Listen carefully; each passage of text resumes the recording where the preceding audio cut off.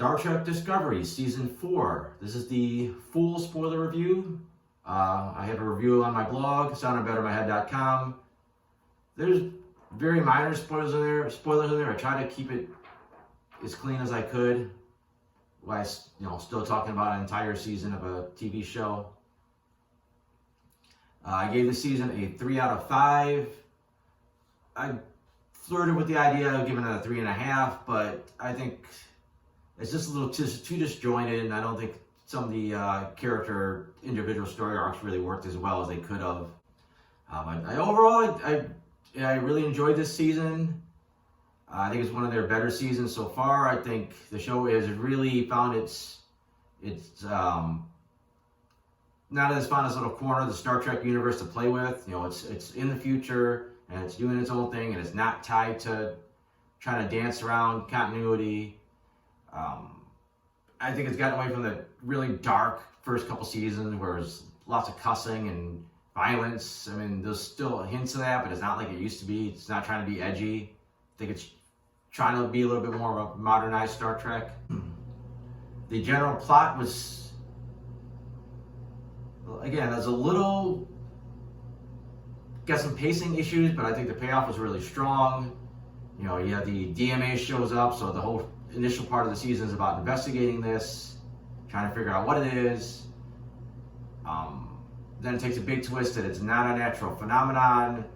And I think this is where the show kind of gets into a slog a little bit, trying to figure out who created the DMA, because once they get there and they start trying to communicate with the 10C, which is really kind of just the last 2-3 episodes, I think that's when it really hits its stride. Is this whole concept of trying to communicate with something or someone that just communicates on a completely different level than you, and trying to explain yourself and hope you can find a way for them to understand you. I thought was really well done. It just felt like classic Star Trek. The payoff was pretty solid. Overall, I thought that was pretty good. The second part of this with Booker going rogue, it was kind of hit or miss. I understand why he did it. But I don't know, just him and Tarkin together, it had its moments, but I don't know. It just didn't play as well as it should have. Maybe it should have happened a little bit later in the season. And them trying to stop them, I thought them stopping them was a little too abrupt and wasn't as dramatic as they thought. But I understand why it was there. I think it was a good idea. I just don't think it was as well done as it could have been. And Tarkin was kind of all over the place. They gave him this origin story kind of late in the season. Almost rather like you get the origin story sooner, and then he kind of turns, kind of betrays Booker later. It has a little more impact, but I don't know. You could have gone a couple ways on that. I think the show still struggles. When you have 13 episodes, you generally are trying to do just a singular plot, which is decent, but it does leave room for some kind of side missions, more standalone episodes, which is good because you don't want to see them. It's nice to see the crew do something besides deal with this, disaster. It's nice to see some little side quests. I didn't remember that particularly that great or really that memorable, so I think that kind of hurt. And it's also kind of hard when you're trying to do this side thing and there's a big thing going on in the background and you're trying to get away from that for some other thing, and it doesn't really mesh well. I don't think the show's really found the balance between doing this properly. And a lot of shows have this problem. It's not just Star Trek Discovery. Character-wise, it did a weird thing where they get like a decent story going for somebody, and they would kind of resolve it a little bit quicker than you would think, and then they would just kind of write the characters off essentially. Like they would be like, all right, we're gonna go do this and this, and then they pop up later. But like a lot of times you really wouldn't get a chance to enjoy the resolution to their story. It's like, okay, we did this, and now we're gone. I think the best example is the whole thing with Adira and Gray. Gray finally gets a new body and comes back to life, and he doesn't really get to do a ton. And then it's like, all right, well, he wants to go be a guardian on Trill, so he takes off. Adira goes with him for a while, so you don't get to see any of this, her being reunited with her boyfriend, really. And then Gray never shows up again. Adira, finally comes back late in the season. And there's also this nice thing where there's this found family between her and Culber and Stamets, and you just don't really get to see much of that after they're all in the same place at the same time. Culber also had a decent arc. He had this thing where he's having this crisis where he's trying to be a counselor now on the ship, and he's trying to help everybody, but he's struggling. And he had some good emotional stuff going on, but it just didn't really go far enough with it, and then it just kind of ended. Like, it was fine. And also, it kind of ties back. Stamets didn't get a lot to do either. I mean, his big thing was investigating the DMA early on, and then other than that, he was just kind of supporting his family. So he really didn't get a ton to do himself. Also, want to say overall, the acting was great, and as usual, there's some good actors on the show, and they all nailed their big moments.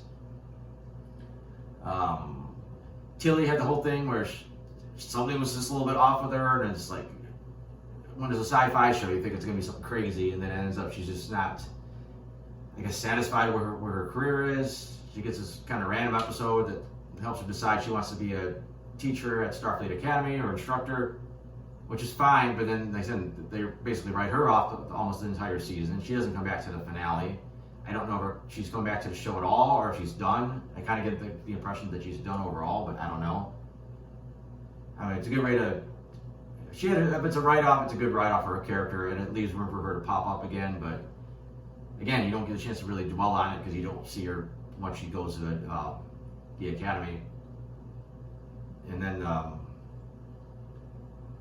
lot of the side characters get like weird moments throughout the season, like they'll be in the middle of this mission, it's like suddenly they interject themselves in it, and it's like, well, because of my upbringing and this happened, I really felt like I had to help out here. Just kind of random character trivia for them that they try to work into an episode. It was just a little, felt shoehorned in, is what I believe I said in my main review. Of course, the meat of the story goes to Booker and Burnham. Burnham's mostly still just playing captain and having to deal with her boyfriend going rogue. They said Booker's got the most solid storyline, probably. It doesn't always work the way it should. He does some kind of bad writing in there, I think, a little bit, but for the most part, I think it's a solid story. His resolution's a little off. He kind of gets a slap on the wrist, but I guess it doesn't matter. I guess the point is that he's got to be away for a while, and they could always bring him back pretty easily. That his community service is done, or even if he went to jail, his jail time's up. Whatever way they wanted to do it, they could have. Saru, I enjoyed him a lot this season. I thought he found a nice position for himself, where he's first officer now. He's just become a leader in a different way. Like, wasn't the greatest captain, but he's a leader in a different way. He's a first officer. He's a leader to his people back in Kaminar. And he's kind of there for the crew when they need him, a lot of different ways. And they have this nice little, budding romance with him and the president of Navarre. That was really sweet and really nice for the characters. And it was nice seeing that side of him, seeing his more, getting a personal relationship like that. So I think it was a nice slow burn. I think it paid off just the right pace for those characters. And they also made a fuss not a fuss, but they also announced that Jet Reno would be considered a main character this season, and she really didn't get a ton to do. I don't think she was actually able to film a lot. I think they just had to work around her schedule. So she's always so spunky. It's nice to see her involved in the show, and she actually had some pretty good, grounded, emotional moments, and talking to the characters, like explaining, like, hey, this is wrong what you're doing. But we just didn't get to see much of her. I would have liked to see more of the character, but I don't know what else she would have did besides, help investigate the DMA at this, in this season at least.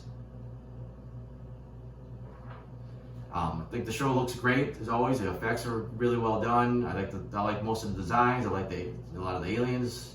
Some of the redesigns I'm not so keen on, like redesigning the Ferengi. I know this season they got essentially the same type of technology they were using on The Mandalorian, but they didn't have it for the whole season with a big giant video screen. I think that helped things look probably a little bit better. I think it probably helped the actors with their performances. I really like the new Starfleet uniforms they're wearing. You got the colors like the classic Trek, but I like that they were kind of a little bit more buttoned down, like the Star Trek II uniforms. In my mind, it kind of makes sense now that Starfleet's back in business and back to exploring and expanding, that they kind of go back with like the classic color, kind of a classic uniform color scheme like that.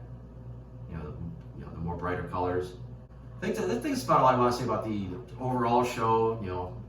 Like I said again, just the show struggles to find that balance, the character stuff, and another one that was kind of rushed. But other than that, I think this is the point where I go through my notes, see if there's anything else that I think is worth mentioning about various episodes. The kind of butterfly people in the first episode, they were kind of cheesy, and that was actually one of the weaker designs.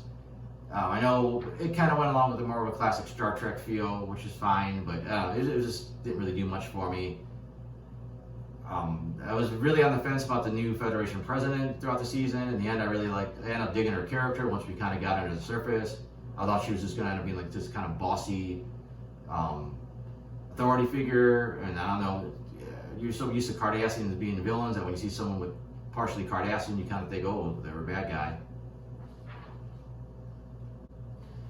Interesting shout out in the second episode to the fact that Gray was going to be getting a body that was similar to the body that Picard got in, spoiler for if you haven't watched Picard, season 1.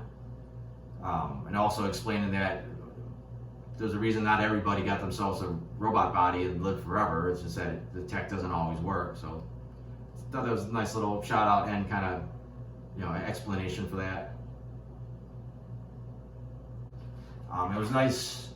Another Picard tieback. We have the Romulan sect that I can't think of the name of them right now. That Picard used to deal with, where they're like the warrior sect that they find a lost cause, they fight for it. But I don't think it really. The episode was just so-so. I mean, the episode would have been fine if it wasn't such. The DMA shit wasn't going on in the background. I think this episode would have been a little bit better, but it's like, okay, we're off on some random mission, and it's only important because Burnham's mom's involved. But meanwhile, they're trying to basically save the galaxy on the other side of the show. So I don't know. I think that was one of the side quests that stick in my head that just didn't quite work as well as it wanted to. If anything, it almost seemed like it needed a little bit more room to breathe because it just kind of came and went. And then they did the weird thing at the end where Booker had a mind meld. Seemed like he was really comfortable, with himself after that. Like he felt like he kind of reached a little oasis in his feelings about what happened to his homeworld. And then the next episode, he went back to being depressed again. I mean, I know it shouldn't have been a magic cure, but he was so relieved and so much in better shape that first episode, that after the band meld, that it's just like, nope, just a temporary fix. Also in episode 4, you had Tilly crashing on that planet with the cadets, and that was just so-so. You had this kind of forced, bias between some of the characters, and then it just kind of got wrapped up a little too nicely. And the whole thing was really kind of setting Tilly up to leave the show, which is fine. Another appearance by Kovic there, who pops out throughout the season. He's always an entertaining addition to the show. In episode 5, they had to do this kind of rescue on this planet, or colony, whatever, and they had to also rescue these prisoners. There's no big fuss about them, the government not wanting them to do it, and really, they could have just snuck down there and rescued them and not even had to tell the government, and whatever. But I don't know, that was just kind of half-assed. There was some good concepts there, but again, it was just kind of rushed, and the ending was kind of cheesy with the little family tree thing. I don't know, it was just mediocre overall. Nothing too special about episode 6. Again, you get more about Zora being, basically sentient. You kind of stole the trick that Scotty used back in Star Trek episode Relics, where they all kind of hid themselves in the transporter buffer. Except apparently Burnham was able to be fine as long as she sat in a spacesuit on the bridge.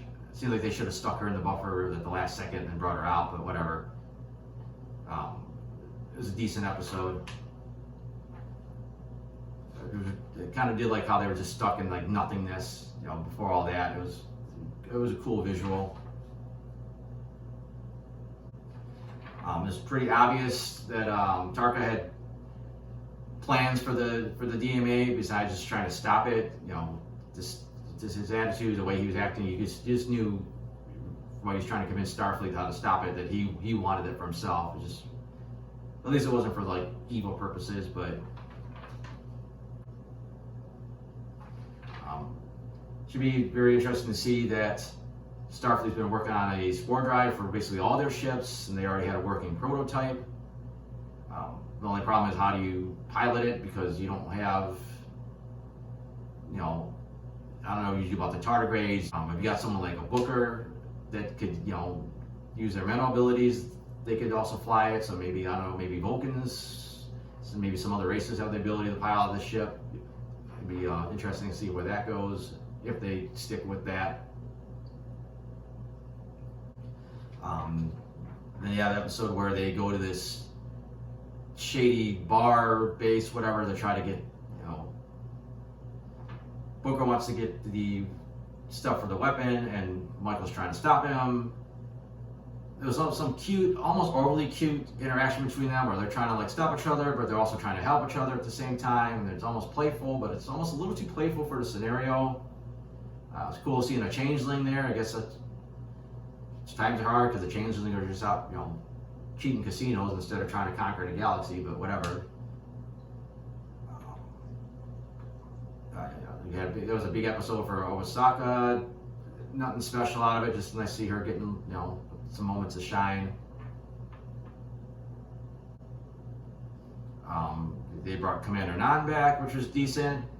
They never really got to do much with her character. They made her a part of the main cast, and they wrote her off almost immediately last season. So it was nice to see that she's still around. Everyone's all happy to see her, but again, it's like, never felt like she was really part of the Discovery family. But it's nice, just kind of bring her back. I think it was spoiled for me a little bit that she was coming back. It would have been like more of a pleasant surprise, but again, they waited to episode 10 for the big Tarkin flashback, and it was fine. It didn't. I said, just mixing that going between that and the present day, I think kind of hurt it a little bit too. I think what we got there was good, but the way it was put into the season, like so late in the season, and the way it was edited into it, I think it lost impact. Overall, it was a good concept that part of the way that these new aliens, the 10C, communicate is through like, these emissions, like basically their emotions are kind of like particles, and that's how they talk to each other. So I thought that was we get the foundations for that, and then it expands later on. Then I'm jumping to the finale here. Really fast-paced beginning.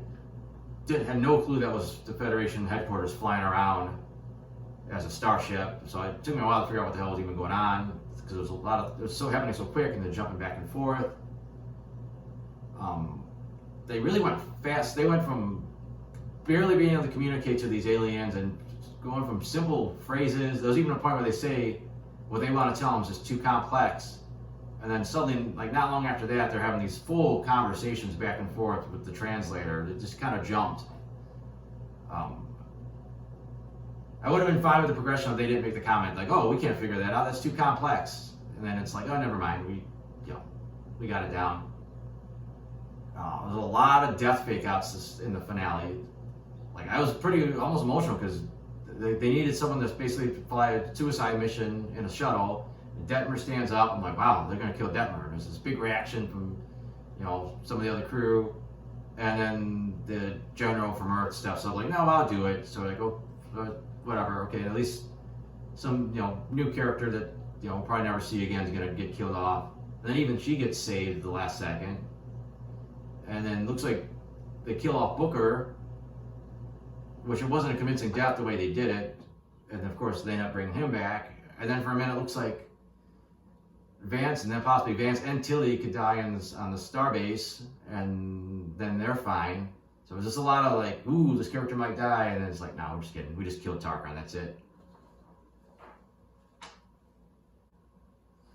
And it was a weird thing where supposedly the gravity from the DMA was sending debris towards Earth, and it was damaging a bunch of stuff, and then the DMA just stopped, and then the debris all flew back the other direction. Like, I don't know, it just seems like it wouldn't just randomly reverse it. It seems like that stuff, once gravity pushed it, or even worse, if the gravity started pulling the other direction, it seems like a bunch of other stuff would have started getting sucked the other way. But I don't know, that was a nitpick. And then interestingly, that Discovery's Spore Drive was destroyed. For a minute, I thought maybe they'd get a hand on the Booker's and then they'd have a way to get home, but his was destroyed with his ship. Then they teased that, oh, it's going to be a 10-year trip to get home. And I thought maybe the show would be like, hey, you know what? For season 5, we're going to take it on a new direction. Now we're exploring, just space outside of the galaxy for a little while. But, then the aliens just gave them a shortcut home, and that was it. But like I said, overall, enjoyed the season. Got some pacing issues. The character stuff, they had some good ideas, but they just kind of do them and then shuffle them off and move on to the next idea. We do know there is going to be a season 5, so we'll see where they go with that. And other than that, you can check out my blog, soundedbettermyhead.com. I got the non-spoiler review. I got the non-spoiler version of this review on there. I have other reviews on there. I have my comic strips, so you can check that out if you want to. And thanks for watching.